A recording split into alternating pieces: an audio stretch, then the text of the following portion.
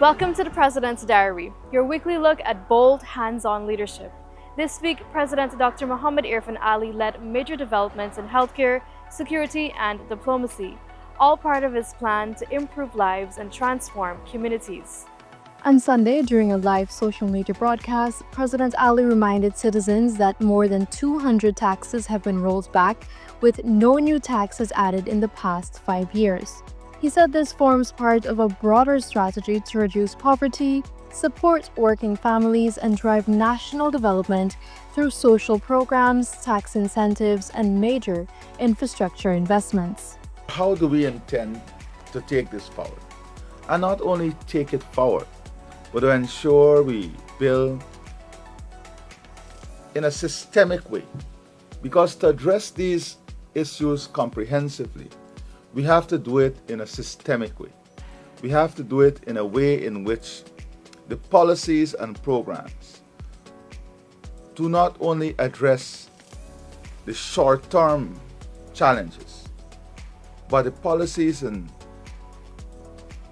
systems that we build would address holistically the long-term challenges and create economic growth, expansion, and allow a social safety net to be built around opportunities for the poor. On Monday, the president met with dialysis patients and their families at State House. He reaffirmed the government's commitment to supporting those in need, including an annual $600,000 grant per person for hemodialysis treatment, easing the financial burden on vulnerable citizens. The head of state also welcomed the non-resident ambassador of the Republic of Korea, His Excellency Shea Jong-kwon. They discussed expanding cooperation in key areas, with President Ali noting that Guyana and Korea are now well-positioned to turn shared potential into real progress. Later in the week, President Ali hosted a major trade delegation from the Dominican Republic at State House. The talks followed recent engagements with President Luis Abinader and focused on collaboration in agriculture, tourism, cybersecurity, and healthcare, advancing Guyana's position as a regional leader in services and investment. Healthcare also saw a landmark moment in Region 5 with the commissioning of the state-of-the-art Bath Regional Hospital, valued at $6 billion. President Ali said the facility will revolutionize healthcare in the region, reducing the stress of transportation. This facility by itself is testament to a government that is developing our country to remove inequality, to improve services across the board, and to bring parity with those who can afford it from the private hospital and those who will also get the same level of service from a public hospital.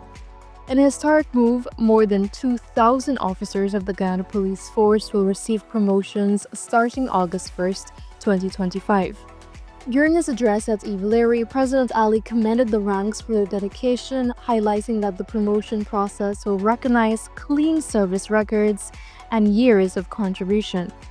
All those 5 to 7 years of service, all those persons who are constable between 5 to 7 years of service have not been promoted. You are going to go to Lance Corporal at the highest level.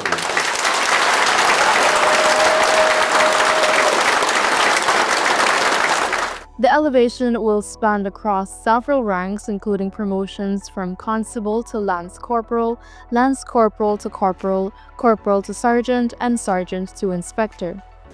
With greater rewards, a greater responsibility.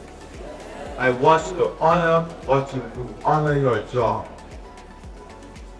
On Thursday, President Ali met with international reggae star Maxi Priest at State House. The two explored opportunities to position Guyana as a hub for music festivals and production, while discussing the sustainability of the Caribbean music industry.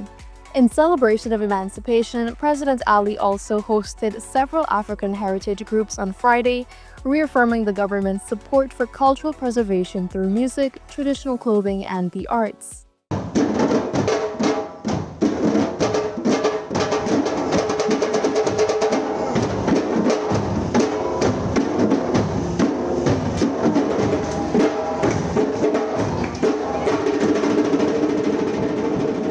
president later joined thousands at the 187th Emancipation Anniversary in New Amsterdam, Berbice, where he paid tribute to the resilience of African ancestors.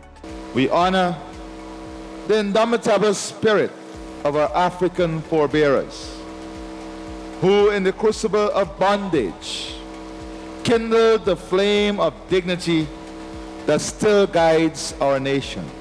To support African Guyanese culture, the president announced a $1 million contribution to support the drumming group's development programs, along with an additional $1.5 million to boost the Organization for Social and Health Advancement in Guyana, OSHAG, ambassadorial program.